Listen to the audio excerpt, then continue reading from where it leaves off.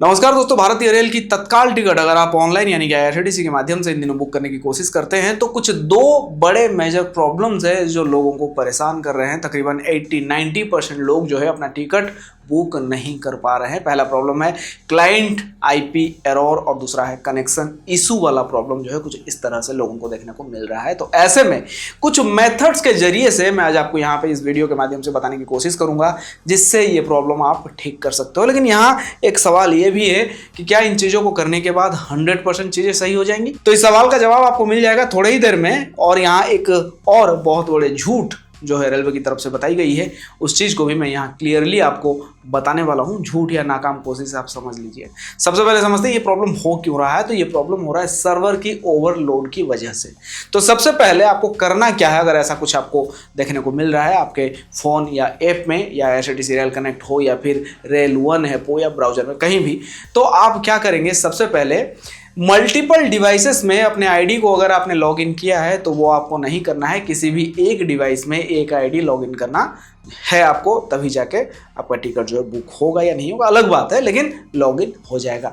दूसरा है, अगर किसी फोन में वीपीएन यानी कि वर्चुअल प्राइवेट नेटवर्क वाला ऐप है तो आपको उसको डीएक्टिवेट कर देना है, उसको एक्टिव बिल्कुल भी नहीं रखना है। एक्टिव रखने से भी ये प्रॉब्लम्स आपको देखने को मिल सकते हैं। तीसरा है, ब्राउजर या ऐप का कैसे को क्लियर करना है। कैसे करोगे? तो जिस भी ऐप से आप टिकट बुक कर रहे हो, गूगल क्रोम हो सकता है या फिर रेल वन या रेल कनेक्ट कोई भी, तो आपको क्या करना है, उस ऐप के ऊपर लॉन्ग टैप करना है कुछ इस तरह से। ये जो आई वाला छोटा सा बटन दिख रहा ना, हो सकता है आपके फोन में इन्फो करके आए, तो ये है इन्फॉर्मेशन इसका।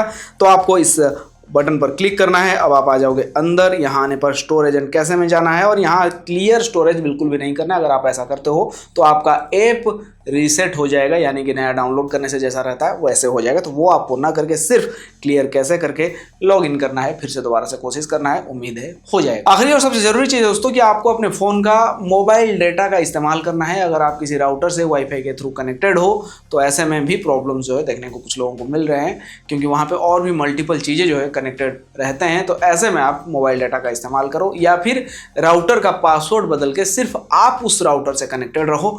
बहुत सारे जो लोग हैं उनको आप डिस्कनेक्ट कर दो। अब यहाँ पे सबसे बड़ा सवाल ये है दोस्तों कि क्या ये सब चीज़ें करने से ये चीज़ें जो ये प्रॉब्लम जो है वो ठीक हो जाएगा? तो यहाँ आपका मैं परसेंटेज अगर कहूँ तो 50 से 60% चांसेस है ये ठीक हो जाएगा। बाकी 40% चांसेस है जहाँ ठीक ये नहीं होगा, क्योंकि बहुत सारे लोगों ने ये सभी चीज़ें करने के बाद भी उनका ठीक नहीं हुआ है। तो इसके लिए जिम्मेदार कौन है? इसके लिए जिम्मेदार सीधा सीधी भारतीय रेल है, क्योंकि रेलवे ने, मैं आपको यहाँ पे एक चीज़ बता दे रहा हूँ जो मैंने शुरू में कहा था कि रेलवे का एक बहुत बड़ा झूठ।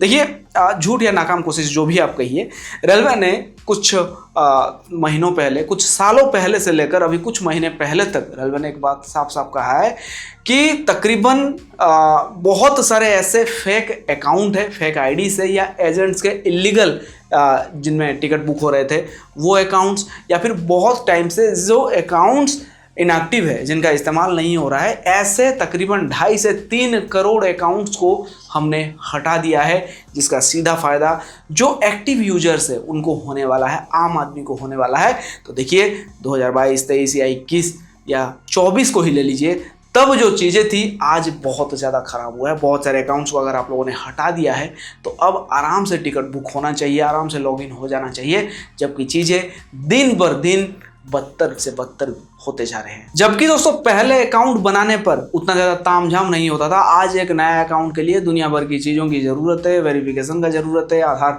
नंबर की ज़रूरत है।